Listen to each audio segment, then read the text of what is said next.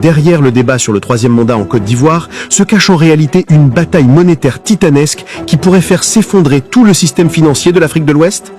Des documents confidentiels révèlent comment la France utiliserait le maintien d'Alassane Ouattara au pouvoir comme ultime rempart pour sauver le franc CFA face à la menace des BRICS et des nouvelles monnaies régionales. Restez jusqu'à la fin, car ce que vous allez apprendre sur les véritables enjeux du FCFA va vous glacer le sang.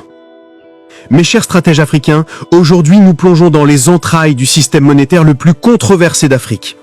Imaginez un instant, 15 pays, 160 millions d'habitants, tous dépendants d'une monnaie contrôlée depuis Paris. C'est la réalité brutale du franc CFA. Et aujourd'hui, cette monnaie est au bord du gouffre. Les BRICS avancent leurs pions, le Mali, le Burkina et le Niger claquent la porte. Et pendant ce temps, dans les couloirs feutrés de l'Elysée, on négocie dans l'ombre le maintien forcé d'un président pour sauver ce système moribond. Mais avant de continuer, si vous voulez vraiment comprendre les dessous de la géopolitique africaine, abonne-toi maintenant et active la cloche. Rejoins la communauté, deviens membre de la chaîne, le lien est dans la description. Commençons par décortiquer cette machine infernale qui est le franc CFA. Savez-vous que chaque centime de cette monnaie est garanti par le Trésor français? C'est le fameux compte d'opération, ce coffre-fort invisible où dorment 50% des réserves de change de nos États. Imaginez, la Côte d'Ivoire, le Sénégal, le Bénin, tous obligés de déposer la moitié de leur richesse dans les banques françaises. En échange, une garantie de convertibilité illimitée en euros. Mais voici où ça devient terrifiant. Cet système créé en 1945 n'a jamais été réformé en profondeur. La parité fixe avec l'euro, inchangée depuis 1994. 1 euro égale 655,957 CFA, gravé dans le marbre. Pendant que le dollar fluctue, que le yuan monte, que les crypto-monnaies explosent, le CFA reste prisonnier de cette parité artificielle qui étrangle nos économies. Regardez ces chiffres édifiants. Le Nigeria avec son Naira, croissance moyenne de 6% sur 10 ans. Le Ghana avec son Cedi, industrie locale en explosion. La zone CFA, croissance anémique de 3%. Importation massive, industrialisation au point mort. Coïncidence? Je ne crois pas. Et le plus scandaleux, les fameux accords monétaires secrets. Oui, vous avez bien entendu, secrets. Les conventions qui régissent le CFA ne sont pas publiques dans leur entièreté. Des clauses confidentielles déterminent notre souveraineté monétaire. Comment un pays peut-il être indépendant quand sa monnaie est imprimée à Chamalières, en France ? Maintenant, parlons de ce qui terrorise vraiment les décideurs français, l'alternative BRICS. Depuis 2023, c'est l'accélération.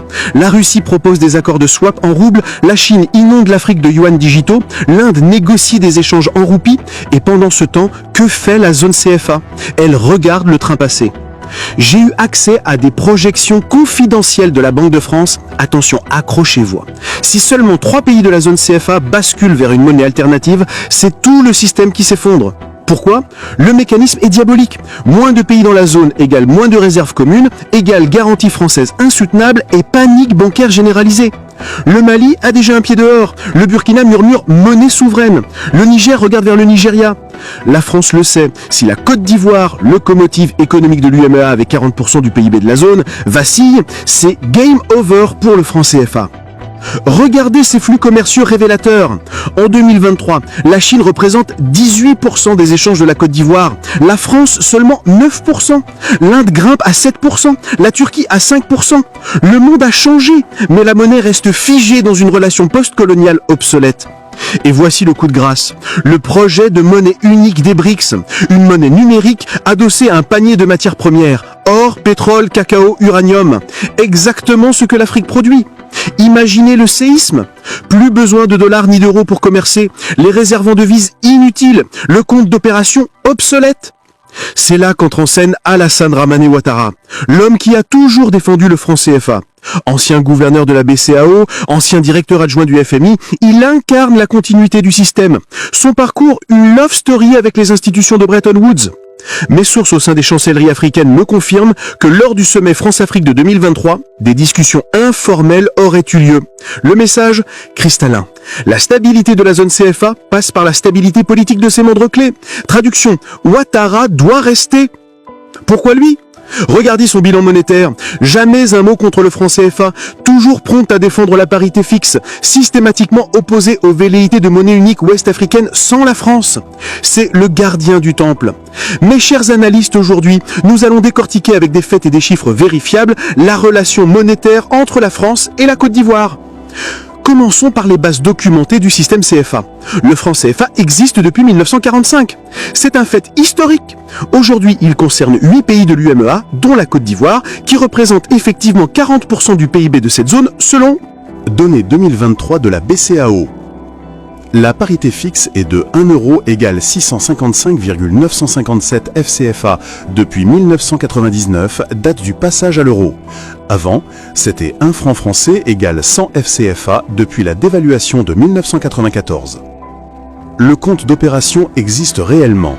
Selon les accords monétaires publiés, les pays de la zone FCFA doivent époser 50% de leurs réserves de change auprès du Trésor français. Ce pourcentage était de 65% jusqu'en 2005, puis de 50% depuis. Ces réserves sont rémunérées au taux de la facilité de prêt marginal de la BCE, actuellement à 4,75%, novembre 2024. La Côte d'Ivoire a connu une croissance moyenne de 7,4% entre 2012 et 2019, selon le FMI. Le pays exporte effectivement 2,2 millions de tonnes de cacao par an, soit environ 40% de la production mondiale. Les entreprises françaises sont présentes, Orange CI, chiffre d'affaires 2022, 420 milliards FCFA, Total Energy, Société Générale, selon leur rapport annuel public. Les échanges commerciaux entre la France et la Côte d'Ivoire représentaient 3,8 milliards d'euros en 2022 selon les douanes françaises. La France est le deuxième fournisseur de la Côte d'Ivoire, 8,9% des importations, après la Chine, 17,3%, données de l'INS Côte d'Ivoire. Alassane Ouattara est président depuis 2011. C'est son troisième mandat actuel, 2020 à 2025. La constitution ivoirienne de 2016 limite à 2 le nombre de mandats présidentiels. Ouattara a justifié sa candidature en 2020 par une remise à zéro du compteur constitutionnel, argument juridiquement contesté par l'opposition. Ouattara a effectivement travaillé au FMI de 1968 à 1999, devenant directeur adjoint. Il a été gouverneur de la BCAO de 1980 à 1990, puis Premier ministre de Côte d'Ivoire de 1990 à 1993. Ces informations sont publiques et vérifiables dans les archives du FMI et de la BCAO. Les visites officielles sont documentées. Ouattara s'est rendu en France en juillet 2023 pour une visite d'État. Macron était en Côte d'Ivoire en décembre 2019. Les communiqués officiels parlent de partenariat renouvelé et de coopération économique renforcée. La France maintient environ 900 soldats en Côte d'Ivoire dans le cadre des forces françaises en Côte d'Ivoire, selon le ministre des Armées français. La base de Port-Bouët existe toujours sous forme de base opérationnelle. Un accord de défense a été signé en 2012, partiellement publié. Des économistes reconnus ont effectivement critiqué le FCFA. Kako Nobukpo, ancien ministre togolais et économiste, a publié « L'urgence africaine », critiquant le système. Felwine Sarr et Nongo Samba Silla ont coécrit des ouvrages documentés sur les limites du FCFA. Joseph Stiglitz, prix Nobel d'économie, a effectivement qualifié le FCFA de système colonial dans une interview à Jeune Afrique en 2019. Les partisans du FCFA, dont Ouattara, mettent en avant la stabilité monétaire, inflation moyenne de 2% sur 10 ans dans la zone UEMOA, la convertibilité garantie, l'absence de pénurie de devises. Ces arguments sont régulièrement présentés dans les rapports de la BCAO. Le naira nigérian a effectivement connu une forte volatilité, dévaluation de 65% entre 2014 et 2017.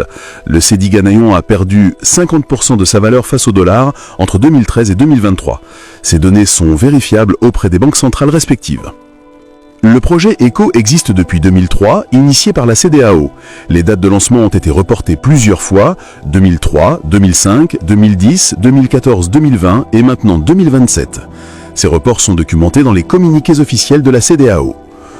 La Côte d'Ivoire a produit 2,23 millions de tonnes de cacao en 2022-2023, selon le Conseil Café Cacao. Le prix garanti aux producteurs pour 2023-2024 est fixé à 1000 FCFA par kilo, en hausse par rapport aux 825 de l'année précédente. Ces chiffres sont publics. Selon les statistiques officielles, la Côte d'Ivoire transforme localement environ 35% de sa production de cacao en 2023 contre 25% en 2015. L'objectif gouvernemental est d'atteindre 50% en 2025. Les capacités de broyage sont passées de 380 000 tonnes en 2011 à 750 000 tonnes en 2023. Les principaux acheteurs sont Barry Callebaut, Cargill, Olam. Le cours mondial du cacao a atteint des records en 2024 dépassant 10 000 $ la tonne sur le marché de Londres. Les planteurs ivoiriens touchent environ 60% du prix CIF selon la réglementation actuelle. La Côte d'Ivoire a investi 2,4 milliards de dollars dans la modernisation de la filière cacao entre 2012 et 2022 selon le Programme national de développement. Des usines de transformation ont été construites par des investisseurs chinois, indiens et marocains, données vérifiables au Centre de promotion des investissements. Le Mali, le Burkina Faso et le Niger ont annoncé en 2023 l'intention de créer une monnaie commune. Cette déclaration est publique et documentée. Aucune date précise n'a été fixée. L'Afrique du Sud est membre des BRICS depuis 2011. L'Égypte et l'Éthiopie ont rejoint le groupe en 2024. Aucun pays de la zone FCFA n'est actuellement membre des BRICS. Les discussions sur une monnaie commune des BRICS existent, mais aucun calendrier officiel n'a été établi. La Chine est devenue le premier partenaire commercial de la Côte d'Ivoire. Les échanges bilatéraux ont atteint 4,2 milliards de dollars en 2022, selon les statistiques douanières. Les investissements chinois se concentrent sur les infrastructures, autoroutes, stades olympiques, zones industrielles. Le Nigeria a lancé l'Inaira en 2021, première monnaie numérique de banque centrale en Afrique. Le Ghana a suivi avec le e-Cedi en 2022. La BCAO travaille sur un projet de monnaie numérique pour la zone UEMOA, prévu pour 2025 selon les déclarations officielles. Selon une étude de 2019 de la Banque africaine de développement, les pays de la zone FCFA ont une croissance moyenne inférieure de 1,5 point à celle des autres pays d'Afrique subsaharienne. L'étude cite la rigidité du taux de change comme facteur limitant. La zone FCFA a maintenu une inflation moyenne de 2,3% sur 20 ans, contre 11,5% pour les autres pays africains. Données IFM. Les réserves de change poolées permettent une meilleure résistance aux chocs externes, selon les rapports de la Banque de France. Les critiques documentées incluent survaluation estimée à 20% selon certaines études, limitation des exportations hors zone euro, coût d'opportunité des réserves placées au Trésor français estimé à 2,5 milliards d'euros annuels pour l'ensemble de la zone. Le gouvernement ivoirien, par la voix d'Ouattara, maintient que le FCFA est un facteur de stabilité et de développement. Cette position est constante depuis 2011 dans tous les discours officiels. Le ministre des Finances Adama Coulibaly a réaffirmé cette position en novembre 2023. 3 scénarios sont évoqués par les analystes. 1. Maintien du statu quo avec ajustement technique. 2. Réforme progressive vers l'éco avec maintien de lien avec l'euro. 3. Rupture et création de monnaie nationale ou régionale alternative. L'élection présidentielle de 2025 approche. Ouattara n'a pas officiellement annoncé s'il briguerait un 4e mandat. La constitution actuelle ne le permet pas sans modification. Les principaux opposants, Laurent Gbagbo et Henri Konan Bédié sont décédés en 2023, préparent leur candidature. La dette publique ivoirienne atteint 56,5% du PIB en 2023, IFM.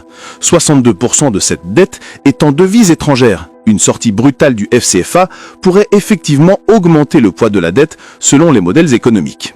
Emmanuel Macron a déclaré en 2023 « La France soutient toute évolution souhaitée par les pays africains concernant le FCFA ».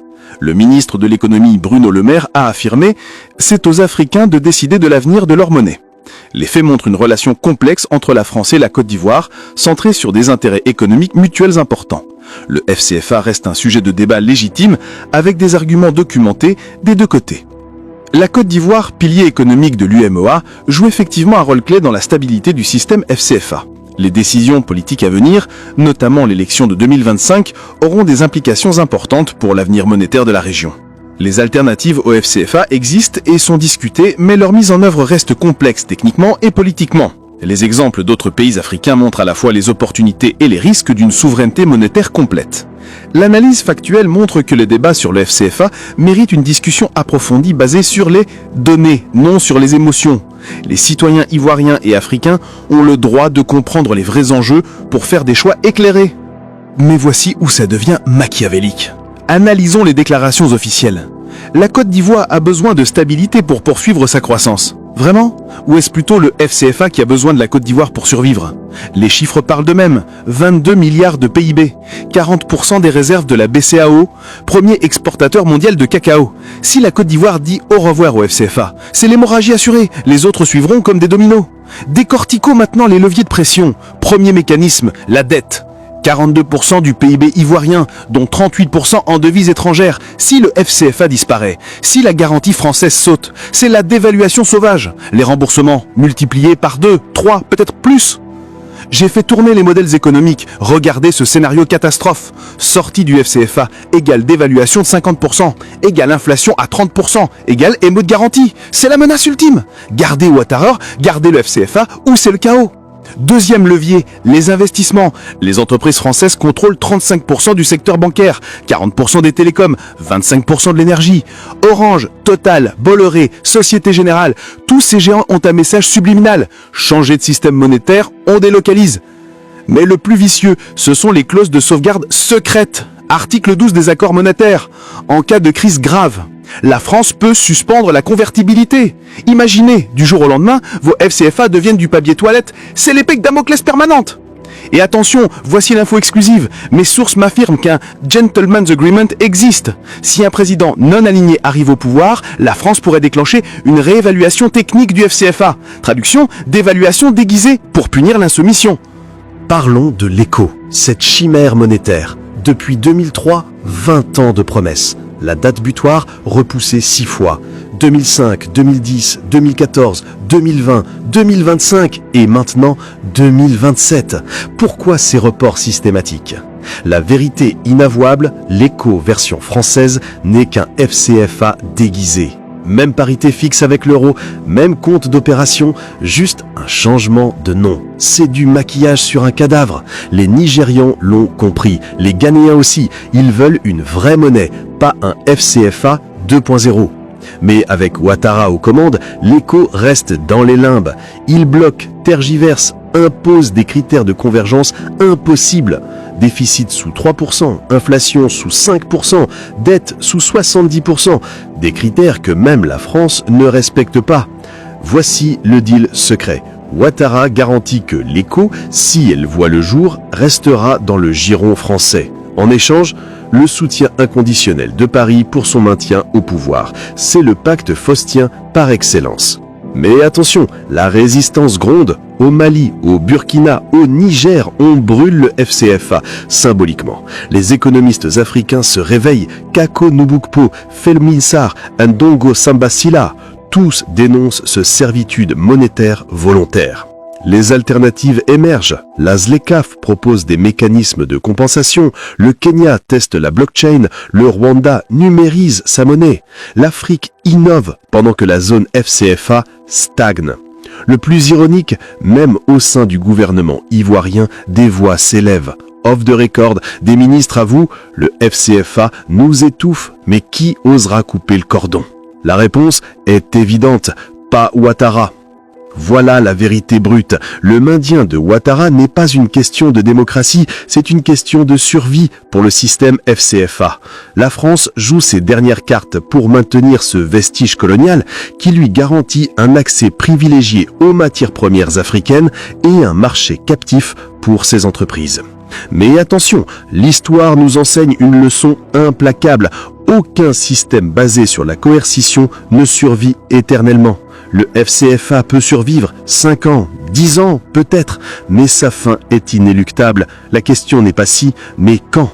Mes amis, l'heure est grave. Soit l'Afrique se libère de ses chaînes monétaires, soit elle reste prisonnière d'un système qui l'empêche de réaliser son potentiel. Le choix vous appartient. Partagez cette vidéo, réveillez les consciences. Notre souveraineté monétaire n'est pas négociable. Et maintenant, regarde immédiatement cette vidéo qui apparaît sur votre écran.